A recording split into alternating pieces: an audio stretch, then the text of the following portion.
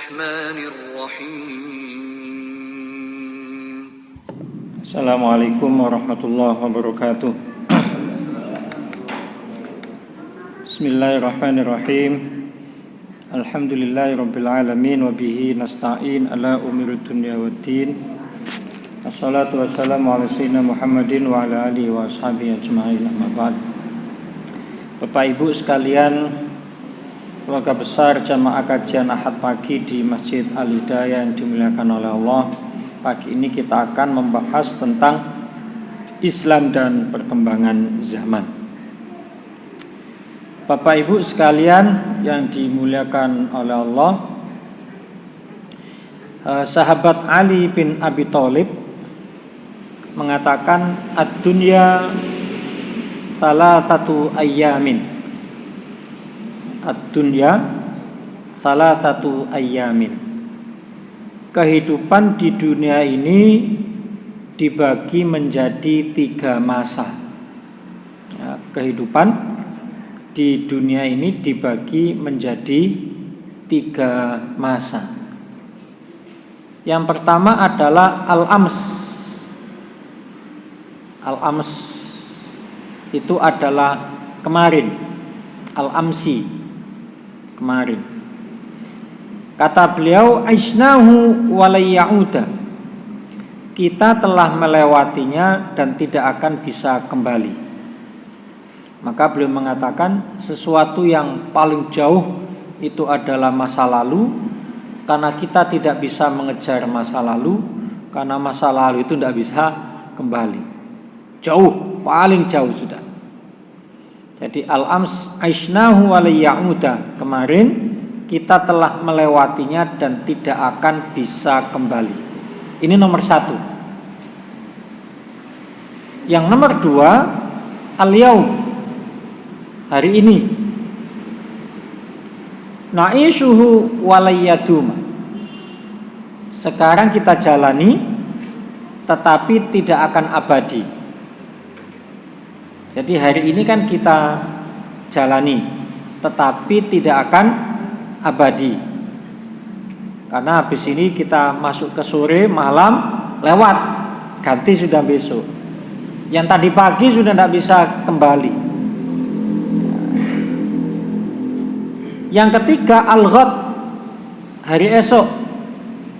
La nadri aina sanakun, kita tidak tahu akan ada di mana dan seperti apa. Jadi ada misteri. Meskipun kita mengatakan bahwa besok kegiatan saya adalah ini, tapi kadang meleset. Ada teman saya, tempat kerjanya dekat sini, dan setiap zuhur beliau jamaah di masjid ini. Jadi kalau pas jamaah zuhur di sini, beliau kirim fotonya. Saya ada di Al-Hidayah, karena kerjanya dekat di sini. Rumahnya Gemurung. Nah, beliau ini punya rencana buka warkop. Karena kebetulan ada temannya yang kaya, itu punya 1 gudang, dulu bekasnya Alfamart apa Indomaret, sekarang kosong. Nah, temannya itu bilang, kamu pakai saja itu. Kamu pakai usaha apalah, bebas, tidak pakai sewa. Kamu punya hak pakai, hak guna. Maka berencana buka warkop menjelang Piala Dunia. Bayangannya pas pembukaan Piala Dunia, buka pertama, kemudian setiap ada tayangan pertandingan sepak bola, kemudian orang nonton di warkopnya. Sudah dibayangkan keuntungannya setiap bulan, modalnya sekian, pesan meja semuanya untuk di warkop itu, dan sudah jadi sekarang. Kemudian punya bayangan depannya akan disewakan untuk pedagang-pedagang apa terserah, mau kabab, mau apa di situ. Sampai sekarang nggak buka. Piala Dunia udah selesai, dia belum buka. Saya tanya, mana katanya buka itu, kok masih tutup? Gimana saya mau buka? Kuncinya saya nggak pegang katanya. Loh, kemarin katanya sudah iya. teman saya itu sudah ngasih untuk dipakai. Kemudian sudah saya buka dengan adik saya. Nah, sampai sekarang adik saya tidak bisa dihubungi. Yang megang kuncinya itu adik saya. Sampai sekarang tidak bisa dihubungi. Padahal selama ini adik saya itu orang yang paling loman kepada saya dari sekian keluarga itu. Piala Dunia sudah selesai, sampai sekarang belum buka. Sementara match yang dipesan itu sudah jadi, sudah mengeluarkan modal banyak. Jadi la nadri aina sanakun, kita tidak bisa memprediksi ada di mana seperti apa kita besok. Yang jelas masa lalu sudah kita lewati, kita sudah merasakan. Hari ini akan kita lalui dan tidak akan abadi. Jadi ada 3 masa yang kita lalui. Jadi ada yang misteri, yaitu terkait dengan hari esok. Nah, kalau kita lihat perkembangan kehidupan yang ada di sekitar kita ini kan sudah luar biasa. Dulu kita tidak menemukan orang jualan air kemasan. Awal pertama muncul dulu ini mereknya apa? Aqua. Sehingga sampai sekarang kalau kita menyebut Aqua, meskipun mereknya sudah bukan Aqua. Sama pompa air itu merek yang pertama keluar Sanyo, sehingga kita selalu menyebutnya Sanyo-nya belum dimatikan. Sanyo ini nyala belum dimatikan. Angkotnya juga Bemo itu ya. Awal mula keluar Aqua orang protes. Layong banyu kok didol. Waktu itu air sumur masih bersih. Orang masih mandi di sungai. Air sumur masih bisa dikonsumsi untuk air minum. Tinggal dimasak jadi air minum. Sekarang orang mandi pakai air sumur saja sudah tidak berani, gatal-gatal gitu kan. Gatal-gatal. Sehingga kemudian orang sekarang membutuhkan air kemasan ini. Itu kan perubahan yang luar biasa, kita tidak bisa memprediksi. Sehingga tadi sahabat Ali mengatakan la nadri aina sanakun, kita tidak tahu akan ada di mana dan seperti apa di esok hari. Itu perubahan, kadang dia datang seperti turbulansi.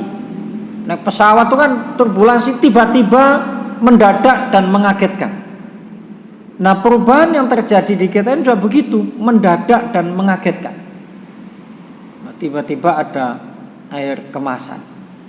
Awal mula muncul mesin cuci juga begitu, umbah-umbah kayak mesin. Apa bisa bersih? Apa bisa suci? Sehingga dulu kalau kita ke laundry itu kita tanya, sampai bilasnya seperti apa? Wah, ribet lagi. Sekarang tidak ada orang bertanya lagi tentang kesucian laundry itu. Sudah seperti hal yang biasa.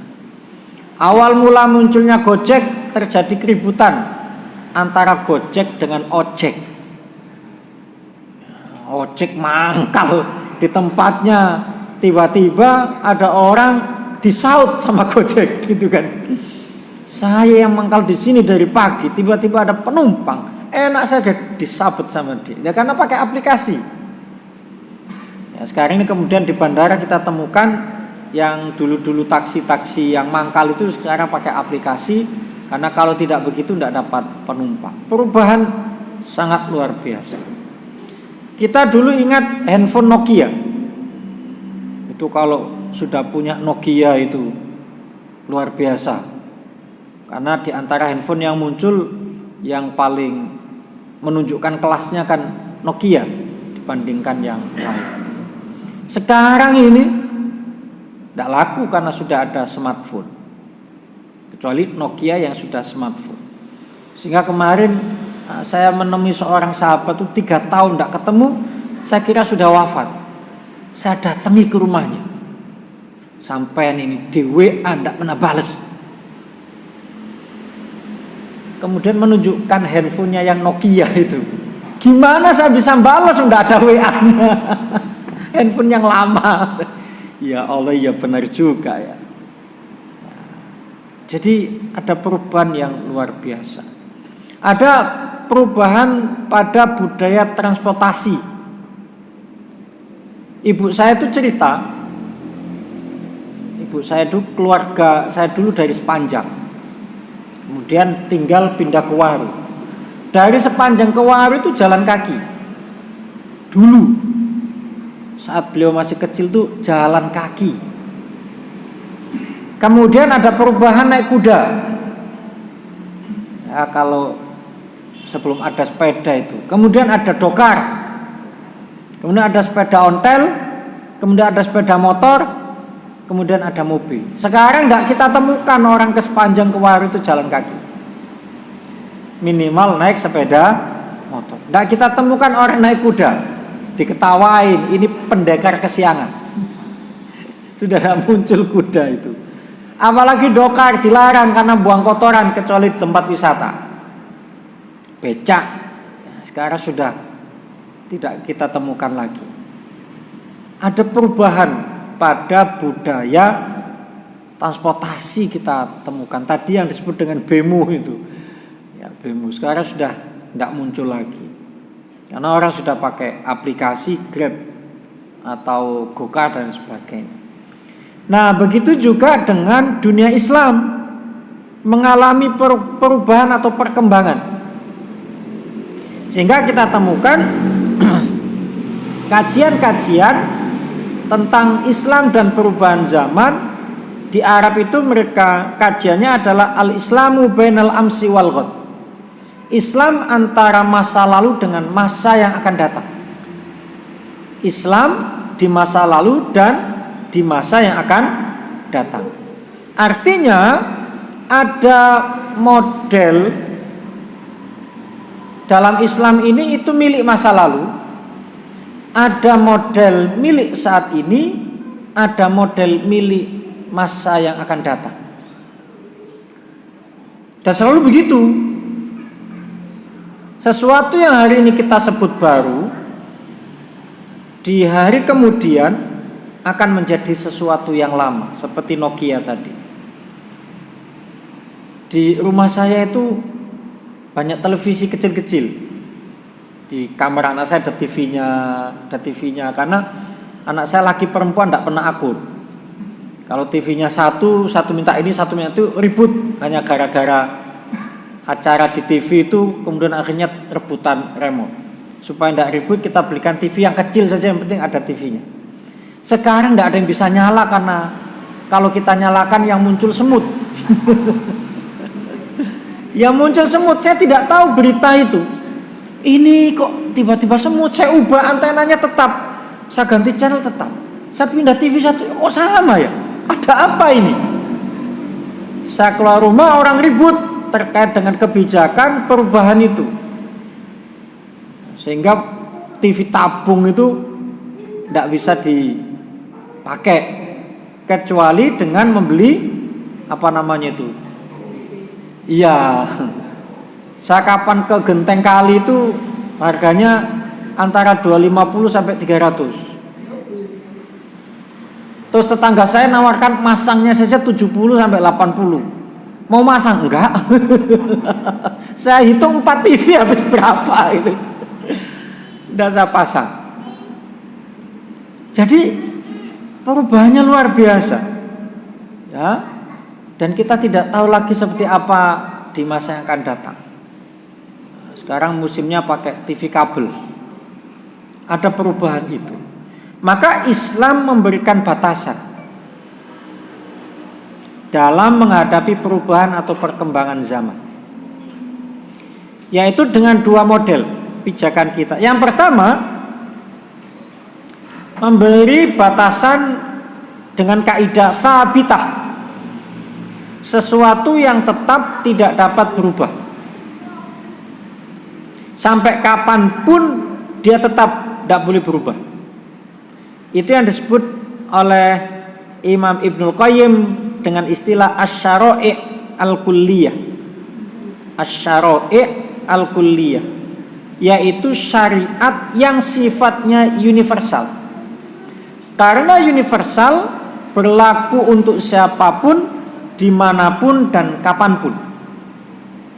Karena sifatnya universal, syariat yang universal, asy-syara'i' al-kulliyah allati la tataghayyar bi taghayyuril azminah, yang tidak dapat berubah oleh zaman.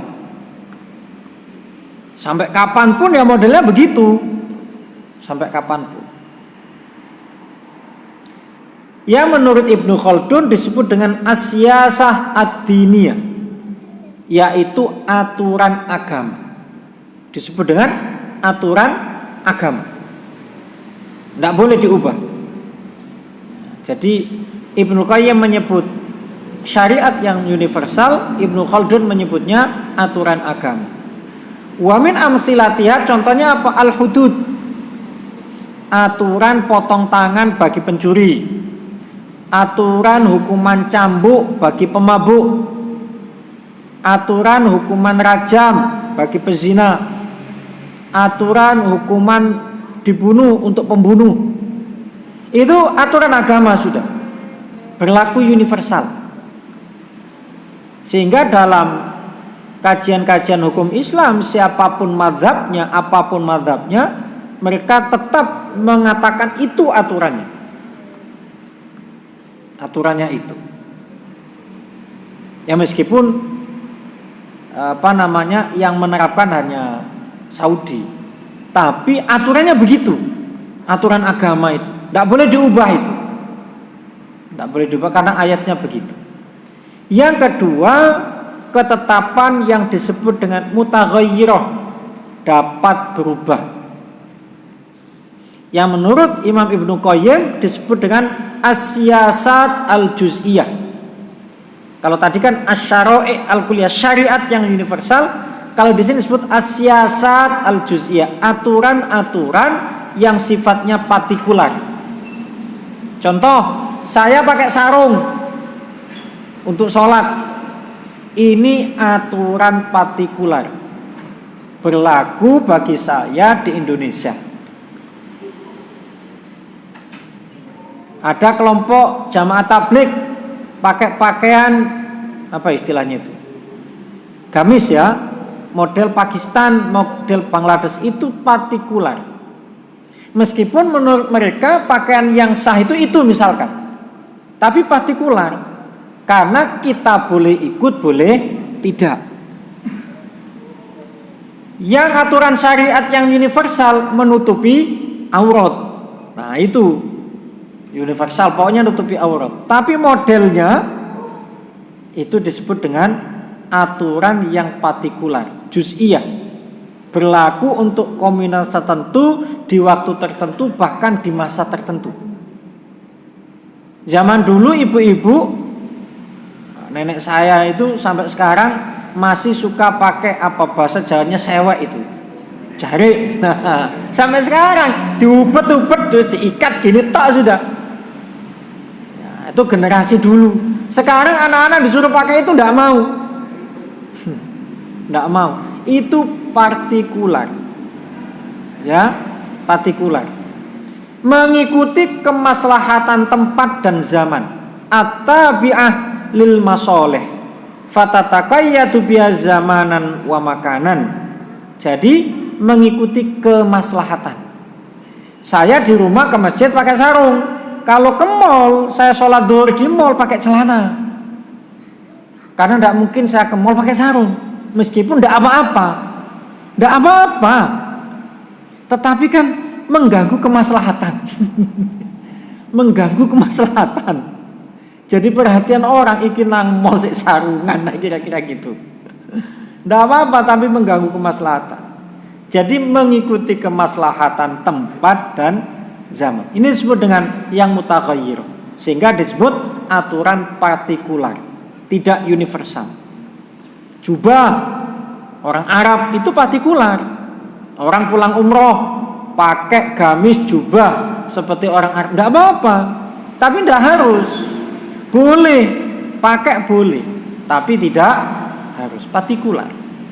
Yang menurut Ibnu Khaldun disebut dengan as-siyasah al-aqliyah, aturan rasional, aturan disusun oleh manusia yang rasional, dengan syarat, ada syaratnya, tahqiqul masoleh, untuk menciptakan kemaslahatan. Darul mafasid, mencegah kerusakan. Jadi apa? Tahqiqul masoleh, menciptakan kemaslahatan. Darul mafasid, mencegah kerusakan. Kemudian Allah tukhalifa dalilan min adillatis syariat tafsiliyah, tidak boleh bertentangan dengan aturan syariat. Jadi tidak boleh bertentangan dengan aturan syariat. Nah, ini namanya partikular. Contoh, aturan rambu-rambu lalu lintas. Rambu-rambu lalu lintas itu bukan asy-syara'i al-kulliyah, bukan aturan universal. Kenapa? Karena ada negara yang supirnya di kanan, ada negara yang supirnya di kiri. Sehingga kan tidak bisa kalau kemudian kita ini kalau ketemu kanan kiri, tapi supir kiri kan begini jadinya. Jadi mengikuti aturan yang partikular. Nah, dalam aspek keagamaan kita temukan contohnya, diantaranya terkait dengan ibadah umroh, ibadah haji. Ada yang sabitah, ada yang tetap. Apa? Pakaian ihram. Pakaian ihram dari dulu sampai nanti itu tetap 2 helai kain putih untuk laki-laki. Untuk perempuan bebas. Kan perempuan boleh hitam, tidak harus putih. Tapi untuk laki-laki 2 helai kain tidak berjahit berwarna putih. Sabitah. Wah, sekarang musim dingin gak ngurus. Sekarang ini kan 3 derajat dingin. Wah, dingin ini berarti harus kita ganti, tidak ngurus, tidak pakai. Jadi tetap tidak boleh diubah. Yang berubah apa? Kendaraannya. Dulu orang naik unta, Nabi naik unta. Kemudian zaman nenek moyang kita naik kapal laut 3 bulan. 1 bulan perjalanan berangkat, 1 bulan masa ibadah, 1 bulan perjalanan pulang. Nah, kita membayangkan di laut 1 bulan. Dulu yang haji orangnya sudah tua-tua, sehingga banyak yang meninggal di dalam perjalanan. Dulu kan haji itu yang tua-tua, yang muda-muda belum mau haji. Sekarang saja berebut, sampai antrinya panjang itu. Sehingga dulu kalau meninggal dalam perjalanan dibuang ke laut. Sekarang sudah ada pesawat. Sehingga untuk haji dan umroh tidak harus naik unta. Kasihan untanya, nyiksa, tidak berperi kehewanan itu. Dipaksa perjalanan jauh. Jadi ada yang sabitah kain ihramnya, ada yang mutaghayyirah, yaitu kendaraan yang digunakan untuk mengantarkan sampai ke Makkah itu. Nah, begitu. Zaman Nabi dulu simbol kekayaan adalah kepemilikan hewan. Sahabat Utsman itu kan kudanya banyak, untanya banyak. Nabi Muhammad juga demikian dulu. Waktu menikah dengan Siti Khadijah kan juga banyak hewannya. Simbol kekayaan dulu zaman Nabi itu kepemilikan hewan. Orang yang hewannya banyak orang kaya. Kemudian pertanian, orang yang lahan pertaniannya banyak dia kaya. Punya tanah tapi tidak diolah menjadi pertanian, bukan orang kaya. Sehingga zakat yang ditetapkan oleh Nabi dulu itu adalah zakat ternak dan zakat pertanian, ya kan? Zakat ternak dan zakat pertanian. Sekarang orang yang punya hewan itu belum tentu kaya. Kita lihat orang yang peternak kambing, persiapan untuk kurban itu bukan orang kaya. Kita lihat petani, apalagi sekarang tidak ada orang cita-citamu jadi apa petani, itu nggak pernah kita dengar. Bahkan anaknya petani pun tidak mau jadi petani. Sekarang ini yang kaya siapa? Yang punya tanah. Kepemilikan tanah sekarang itu. Yang tanahnya banyak kaya. Karena tanah sekarang mahal apalagi di kota. Bukan petaninya, tetapi kepemilikan tanahnya. Dulu pertaniannya lebih mahal, sekarang tanahnya lebih mahal. Perubahan sangat luar biasa. Dulu orang punya kuda itu orang kaya. Kendaraannya apa? Kuda. Sekarang kendaraan mobil yang mewah. Sudah bukan itu lagi. Industri sekarang. Sehingga kemudian melahirkan zakat industri, zakat profesi, berkembang terus. Ada perkembangan. Yang tetap apa? Ketetapan wajib zakat bagi mereka yang memiliki harta sampai nisab. Tetapi yang berubah apa?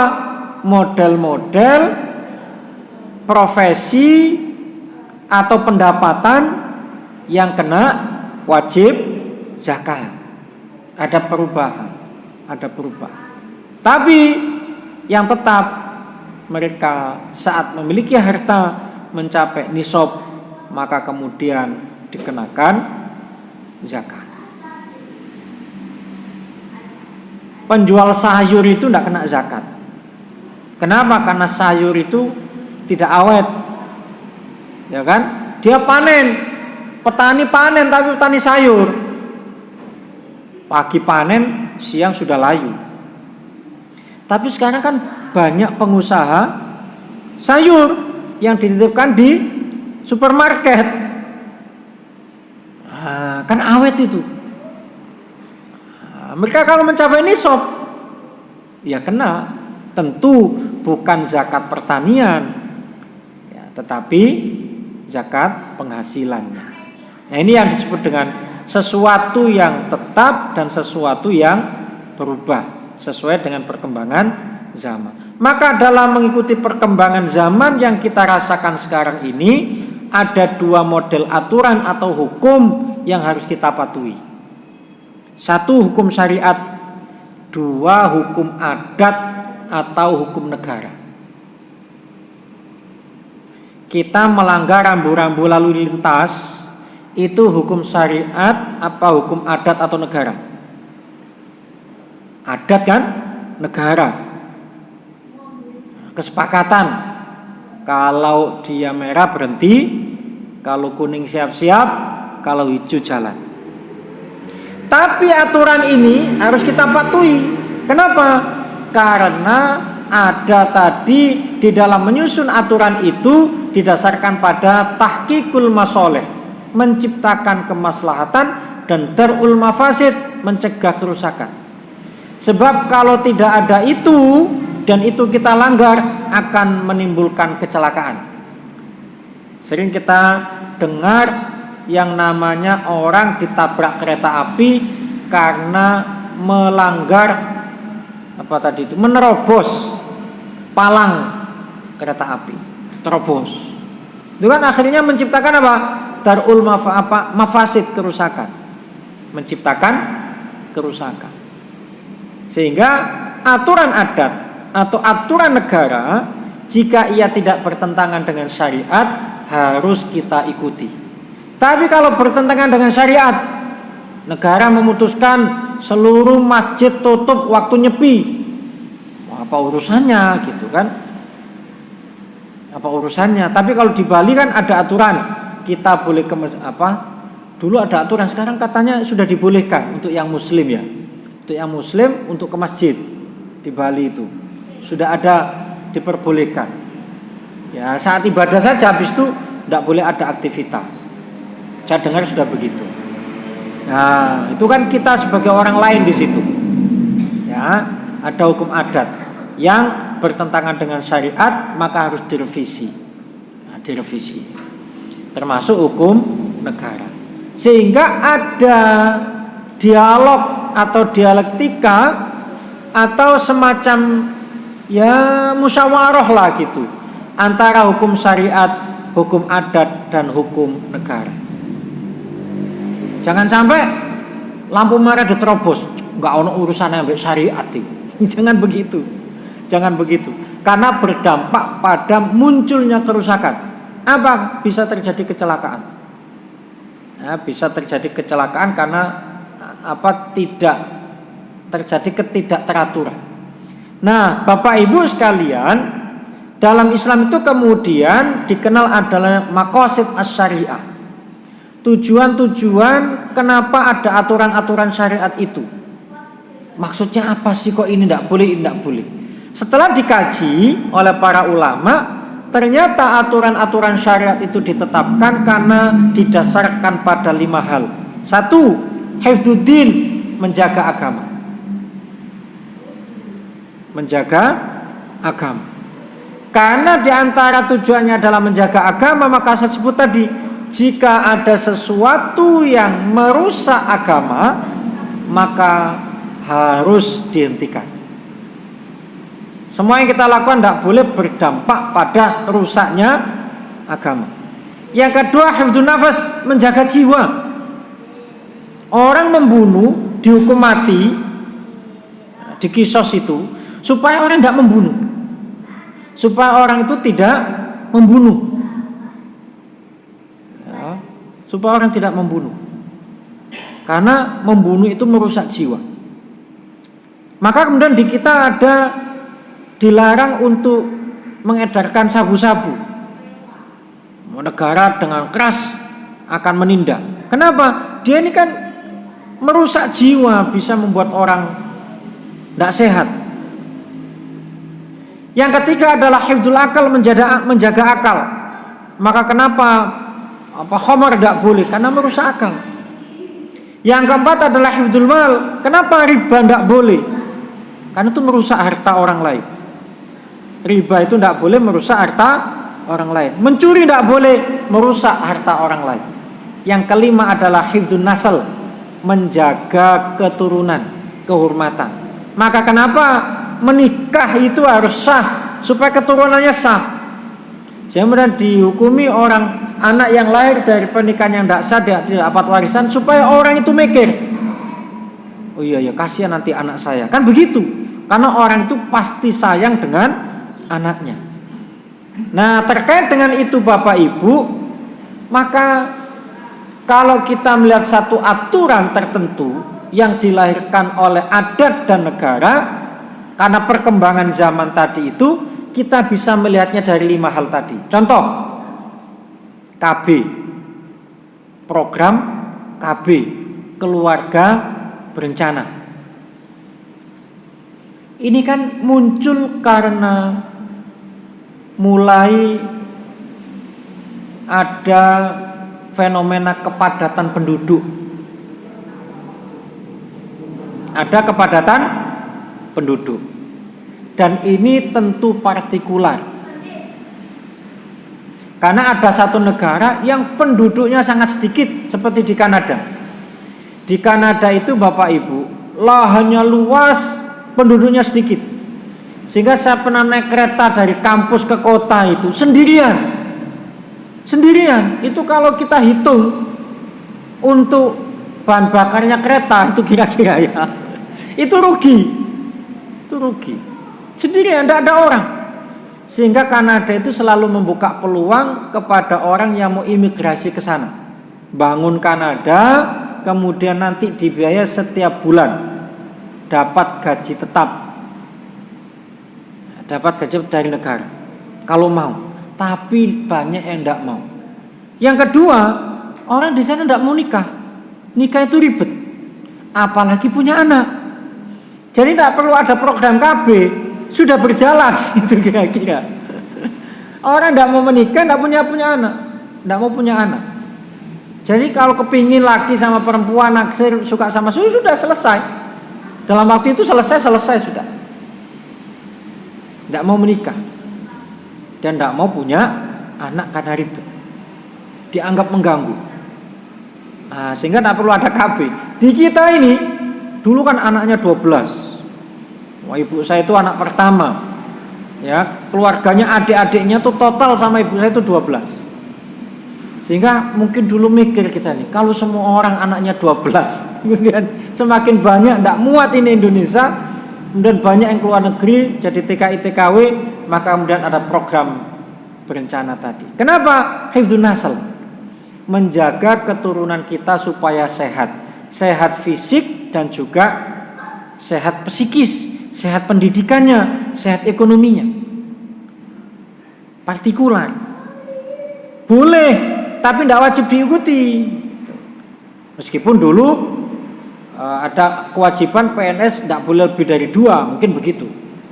Sehingga kemudian yang masuk di gaji PNS itu anak sampai yang kedua, yang ketiga, keempat tidak masuk dalam rangka nyetop. Tapi kan tetap masih boleh. Silakan punya anak ketiga, keempat, tapi kan tidak masuk ditunjangi. Artinya boleh, tetapi tidak wajib diikuti. Ini yang namanya partikular perkembangan zaman. Dalam rangka tadi diantaranya adalah hifdzu an-nasl, supaya keturunan kita ini baik atau sehat dari berbagai aspeknya. Atau hifdzul mal, menjaga harta, banyak anaknya banyak kemudian tidak urus. Punya anak banyak kau urus semua, bagus. Cuma yang fenomena yang sering muncul adalah anaknya banyak tidak terurus, pendidikannya tidak terurus, ekonominya tidak terurus, masa depannya tidak terurus, kemudian pernikahannya juga tidak terurus sudah, karena saking banyaknya itu. Nah, ini diantara contohnya. Maka Bapak Ibu, syariat Islam yang diberikan kepada kita itu ada 3 level. Satu level terendah itu level darurat, disebut dengan ad-daruriyat, level yang paling utama. Ini tidak boleh ditinggalkan karena utama. Ini batas minimal. Contoh, kita menutup aurat untuk laki-laki, level terendahnya adalah antara pusar sampai lutut, baina surah wa rukbatai. Sehingga kalau kita sholat pakai sarung saja, tidak pakai baju, boleh apa enggak? Boleh, karena menutupi aurat. Sama orang pakai ihram itu kan, ya bahwa yang di atas dikalungkan gini saja, kemudian ininya kelihatan, tidak apa-apa. Itu level daruriyat, level utama yang wajib, batas minimal. Tapi di atasnya kita melakukan lebih dari itu, bagus. Sehingga disebut dengan levelnya adalah al-hajiyat, pendukung. Sehingga tidak hanya pakai sarung tetapi pakai baju. Nah, ditingkatkan levelnya, bagus. Naik level di atasnya disebut dengan at-tahsiniyat, penyempurna. Pakai kopiah, supaya kalau sujud rambut kita ini tidak menutupi apa ini? Sehingga betul-betul ini nempel. Dan kalau ulama-ulama itu pakai jubah, udeng, surban, macam-macam, itu levelnya tahsiniyat. Kita sempurnakan lebih bagus lagi. Ya, disempurnakan lebih bagus lagi. Contoh lagi, wudu. Level dasar yang harus dilakukan saat kita mau sholat. Sehingga tidak boleh kita sholat tanpa wudu. Tapi bisa dinaikkan levelnya. Apa bentuknya? Setiap mau ngaji kita wudu. Setiap mau ngaji kita wudu. Orang ngaji kan tidak wajib wudu. Yang wajib wudu sholat. Kita naikkan levelnya, mau ngaji wudu. Level tahsiniyat lagi penyempurna, kita menjaga wudu tidak sampai batal. Batal wudu lagi. Padahal tidak mau sholat, kita tetap menjaga wudu. Nah, itu levelnya begitu. Levelnya itu. Sama sholat, level darurahnya itu dasarnya sehari 5 waktu. Kemudian kita naikkan di atasnya qobliyah ba'diyah. Dinaikkan levelnya sholat malam. Nah, begitu. Jadi kalau yang aktif sholat malam, jangan sampai qobliyah ba'diyahnya ditinggal. Karena dia ini level setelah sholat fardu tadi.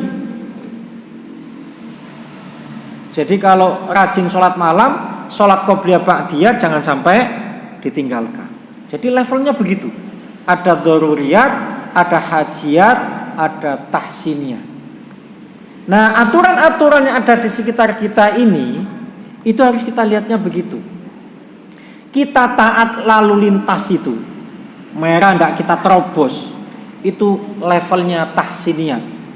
Aturan adat negara saja ditaati, apalagi aturan agama.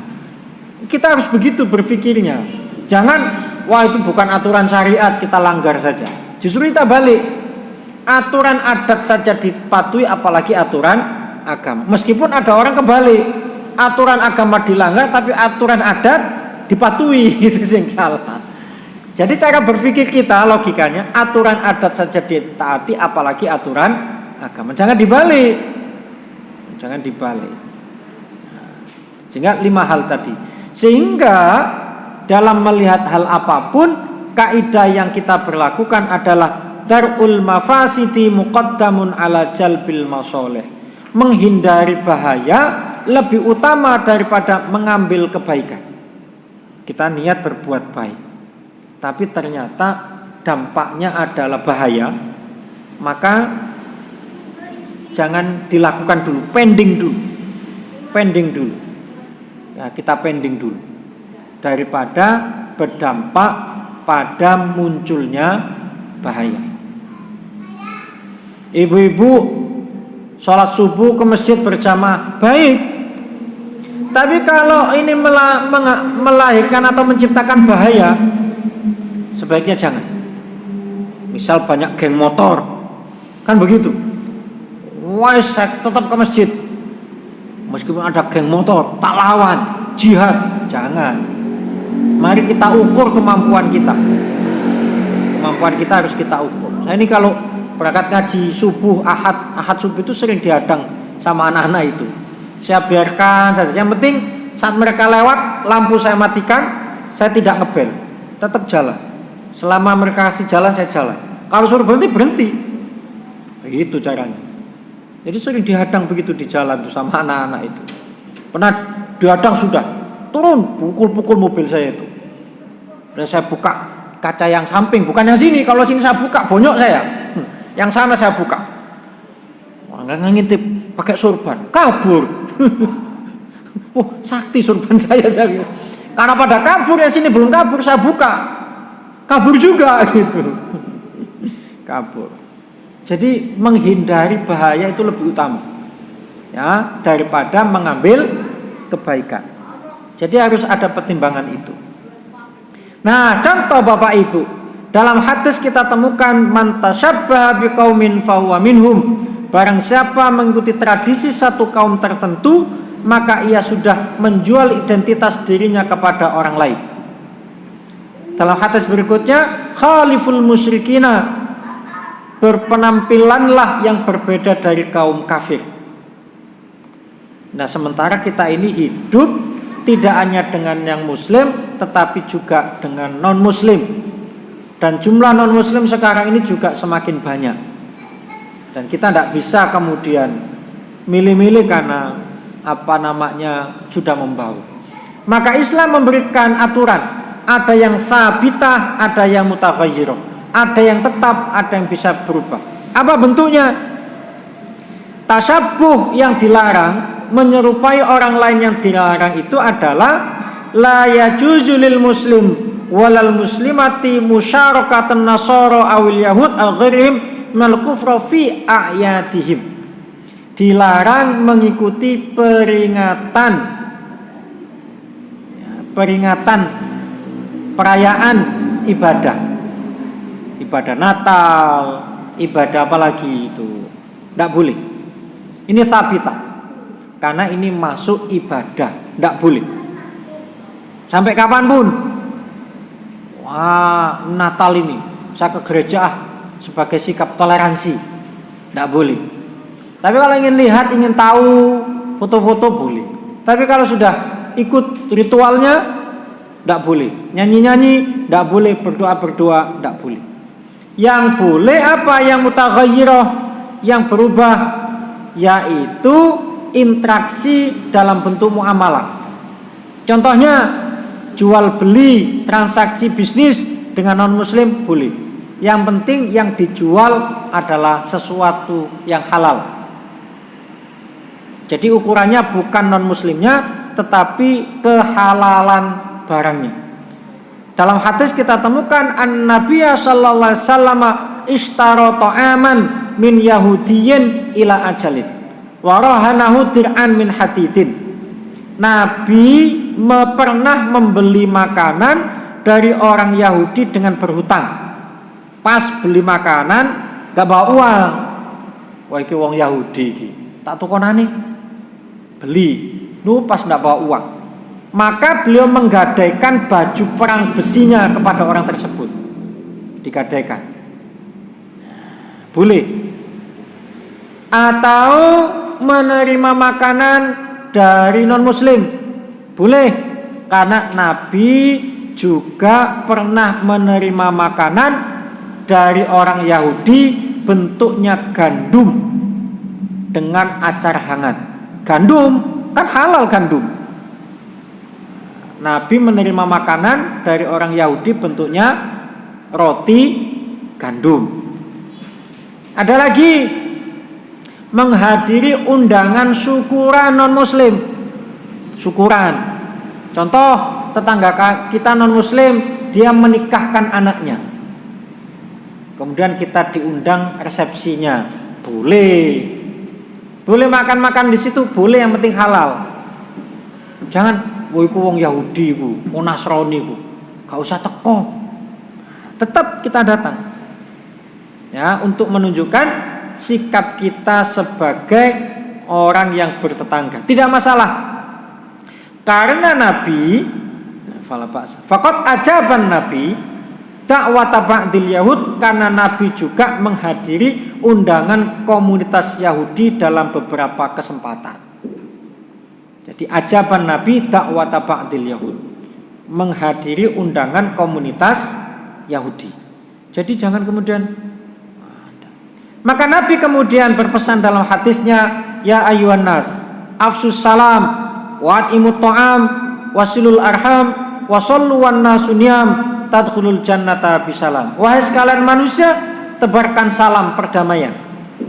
Umum ini sudah kepada siapapun. Kita tidak boleh mengancam jiwa orang lain. Tadi kan khifdu an-nafas, menjaga jiwa orang lain. Karena menjaga jiwa orang lain, jangan sampai kemudian ada orang kecelakaan, kemudian kita lihat KTP-nya non muslim, non muslim jarno cepet bongkok. Tetap harus ditolong siapapun. Jadi nolong tuh enggak usah lihat agamanya apa. Assalam itu berdamai. Wa imut ta'am, ngasih makan kepada siapapun. Tetangga kita non muslim kelaparan, wajib kita kasih. Hifdzun nafas, menjaga jiwa tadi. Wasilul arham, menjaga hubungan silaturahim kepada siapapun. Jaga komunitas yang baik. Ini yang mutaghayyirah, caranya masing-masing. Sehingga kemarin itu ada yang bertanya terkait dengan hukum mengucapkan perayaan Natal. Boleh apa tidak? Saya mengatakan partikular. Karena ada yang mengatakan boleh dengan niat, tidak mengatakan ada yang tidak boleh. Saya tidak berani menghukumi. Lebih aman tidak usah mengucapkan. Ya, lebih aman tidak usah mengucapkan. Ini masuk yang sabitah ataukah masuk yang mutaghayyirah?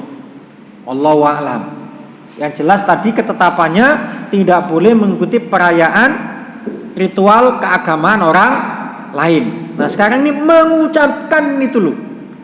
Selamat Natal ya, selamat hari raya apa? Waisak ya, misalkan begitu. Selamat Nyepi itu hukumnya seperti apa? Nah, ada yang mengatakan saya sekedar mengucapkan saja atau apa namanya sikap toleransi kehidupan berbangsa bernegara, saya tidak meyakini. Ya masing-masing berbeda. Kalau saya punya pandangan terkait dengan membaca assalamualaikum. Kan ada mengatakan tidak boleh, ada yang boleh. Saya mengatakan boleh saat saya mendoakan assalamualaikum, mudah-mudahan sampai masuk Islam. Nah, kira-kira begitu. Jadi ini yang disebut dengan partikular tadi saat dia masih terjadi perdebatan. Nah, wallahu a'lam, kita tidak tahu mana yang benar, Yang penting lebih amannya kita tidak ikut mengucapkan. Ya, tidak ikut mengucapkan. Toh kita tidak mengucapkan juga tidak berdampak apapun. Ya, tidak berdampak apapun. Tapi kalau ada yang punya keyakinan boleh, monggo-monggo saja. Wa shallu wan nasu niyam. Salatlah di saat orang tidur, berarti salat malam ini. Salat malam itu berarti salat yang paling rahasia karena tidak dilihat oleh orang lain. Tadkhulul jannata bisalam, maka kalian akan masuk surga dengan selamat. Intinya adalah Bapak Ibu bahwa perubahan itu tidak bisa kita hindari. Dan perubahan kadang datang begitu cepat, kemudian dahsyat, dan kita tidak bisa menghindari. Maka tadi yang kita lakukan adalah ada yang sabita, ada yang mutaghayyirah, ada yang tetap, ada yang bisa berubah. Sesuatu yang tetap milik agama jangan sampai kita goyah. Tapi kalau sesuatu yang sifatnya mutaghayyirah boleh berubah, maka kita boleh mengikuti. Ya, boleh mengikuti, tapi kan tidak harus, karena boleh saja. Barangkali itu Bapak Ibu terkait dengan penjelasan dari tema yang kita kaji pada pagi hari ini. Mudah-mudahan bermanfaat. Jika ada ingin ditanyakan disilahkan. Ini masih pukul 9. Ada? Betul? Oh ada. Nggih, monggo.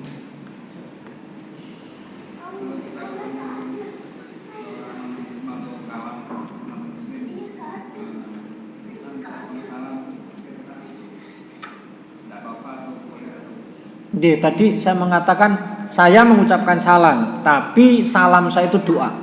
Assalamualaikum. Tulus doa supaya dia masuk Islam. Tapi kalau assalamualaikum, mudah-mudahan sampai masuk surga. Nah itu. Itu berarti kita ini meyakini agama apapun aman boleh gitu. Tapi doanya semoga sampai masuk Islam. Jangan selamat pagi, kapan mlebu Islam? Kan enggak enak juga gitu.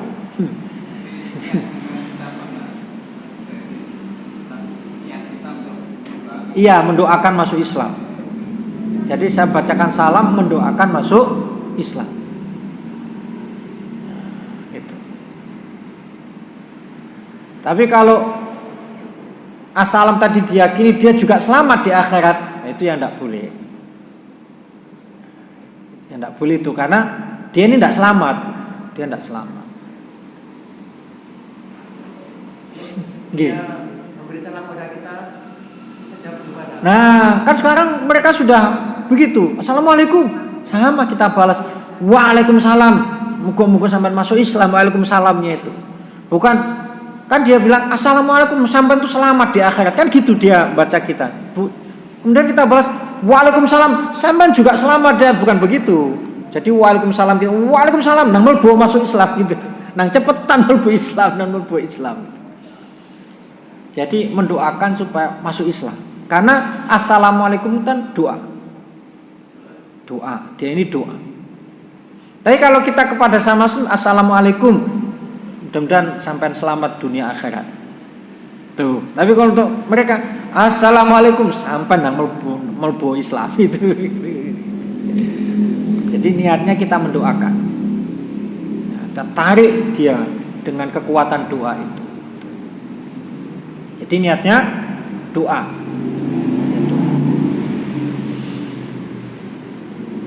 Sampun? Nggih. Belakang.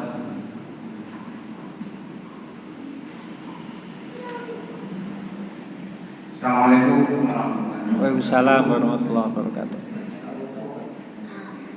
Kalau kita berbicara perubahan dari satu tempat ke tempat yang lain itu dulu mungkin naik haji naik kapal laut terus dari kawasan dalam Mekah mungkin naik kereta.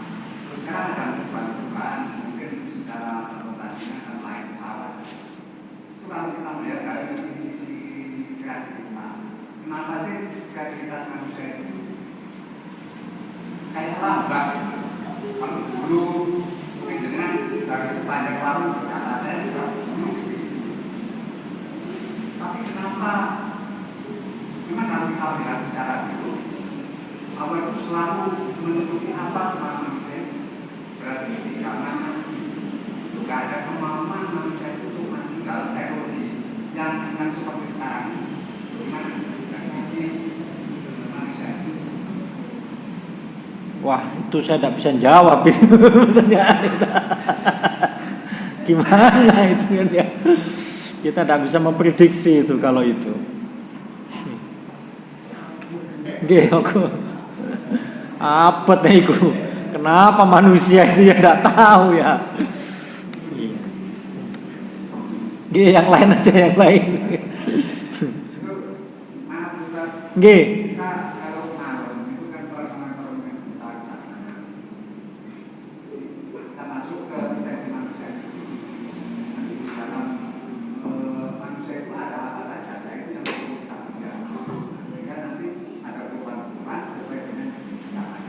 Iya. Tidak nutut ilmu saya ke situ. Nggih, monggo. Nggih. Nggih. Waalaikumsalam tuh. Ini di luar tema. Nggih. Apakah kita diperkenankan membagikan zakat? Jadi saya selalu membagi zakat itu sendiri, enggak saya berikan kepada. Nggih. Karena bukan saudara-saudara saya banyak yang belum. Nggih.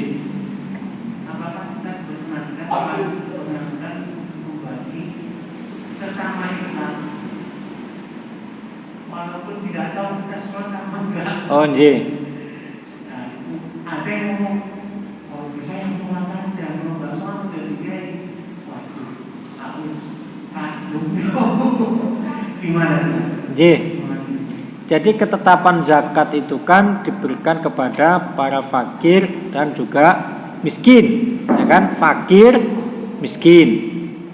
Nah, memang kalau dilihat dari tadi aspek makosid tujuannya supaya orang ini terpenuhi kebutuhannya, maka kemudian dipilih yang aspek kebermanfaatannya antara fakir miskin yang sholat dengan yang tidak sholat.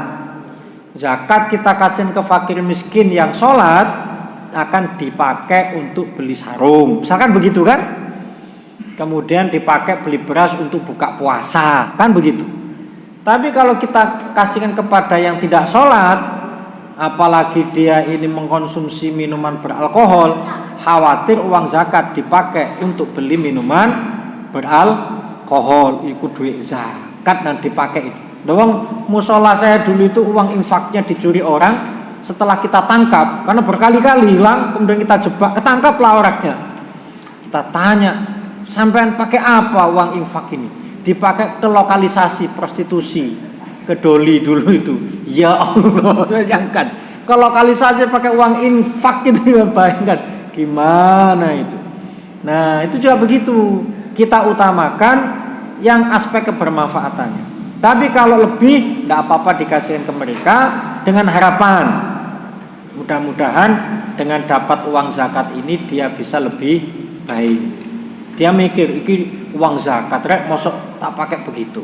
Maka tugas amil zakat itu saat mengetahui bahwa uang zakat yang dipakai kepada si fulan ternyata dipakai untuk sesuatu yang tidak bermanfaat, tugasnya amil mengingatkan, itu uang zakat dari si fulan, jangan dipakai yang begitu.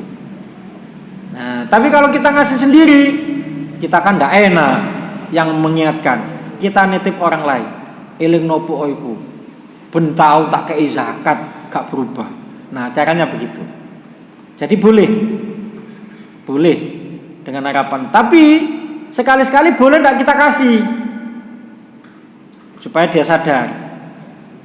Jadi yang sudah lalu kita kasih tidak apa-apa. Nanti kita kasih lagi tidak apa-apa. Kita stop juga tidak apa-apa.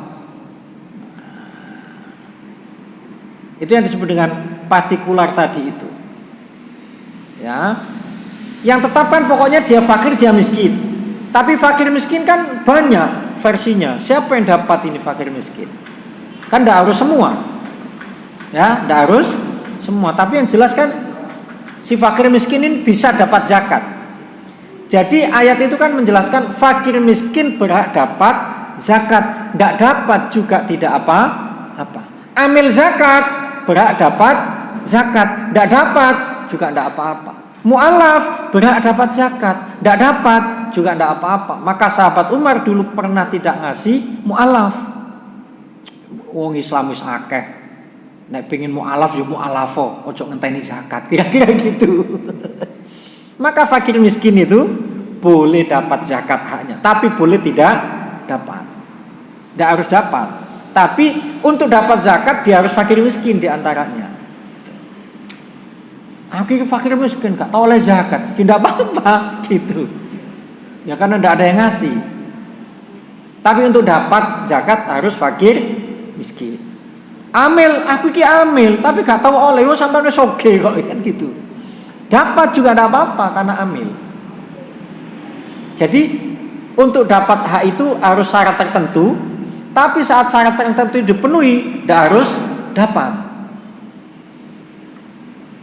Untuk menikah itu kan harus balik. Tapi kalau sudah balik kan tidak harus menikah. Nah, begitu logikanya. Jadi yang sudah dikasih tidak apa-apa. Tapi ke depan mau dikasih lagi tidak apa-apa.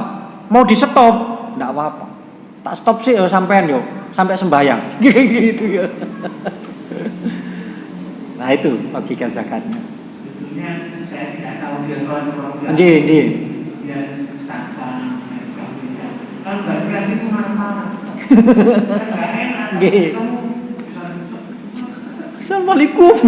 Assalamualaikum nagih zakat. Assalamualaikum di zakate gak teko-teko. kemudian daging kurban. Nggih. Oh nggih daging kurban. Itu semua bagi. Nggih. Jadi Kristen Islam bagi semua itu boleh. Nah, daging kurban kita yang bagi terserah kita. Non muslim juga boleh. Enggak apa-apa. Kalau kita yang ngasih. Yang repot ini adalah panitia. Itu kan bukan dagingnya. Titipan kan? Saya panitia titipi orang. Saya kasih ke non muslim yang punya. Loh kok dikasih non muslim, loh kan? Itu masalahnya di situ. Masalahnya di situ. Maka panitia sebelum membagi itu menyampaikan. Maka sebaiknya panitia itu mengumpulkan orang-orang yang kurban. Bapak Ibu, siapa yang keberatan jika daging dikasih ke non muslim warga kita? Kami bagian dari dakwah. Kalau ada yang keberatan, maka kita pisahkan. Daging si fulan ini nanti jangan dikasih ke non muslim. Caranya begitu saja. Jadi boleh dapat. Hanya kendalanya tadi gitu. Kalau milik saya bagi sendiri tidak apa-apa. Jadi mereka boleh dapat. Yang menjadi masalah adalah saat si kurban ini tidak rela kemudian dibagikan kepada non muslim. Memang saat dia menyerahkan hewan kurban ke panitia itu seakan udah pasrah. Tapi kan ini harus paham psikologi yang ngasih gitu. Pasrah kan pikirannya dibagikan ke muslim. Nggak tahu kalau pasrah ternyata juga ada dibagi kepada non muslim. Caranya begitu.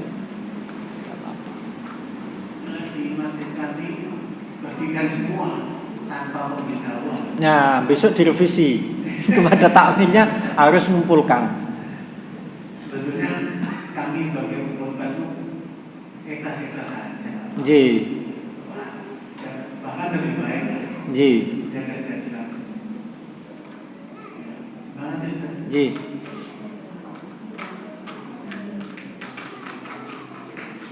Baik Bapak Ibu, demikian kajian kita pada pagi hari ini, kurang lebihnya mohon maaf. Assalamualaikum warahmatullahi wabarakatuh.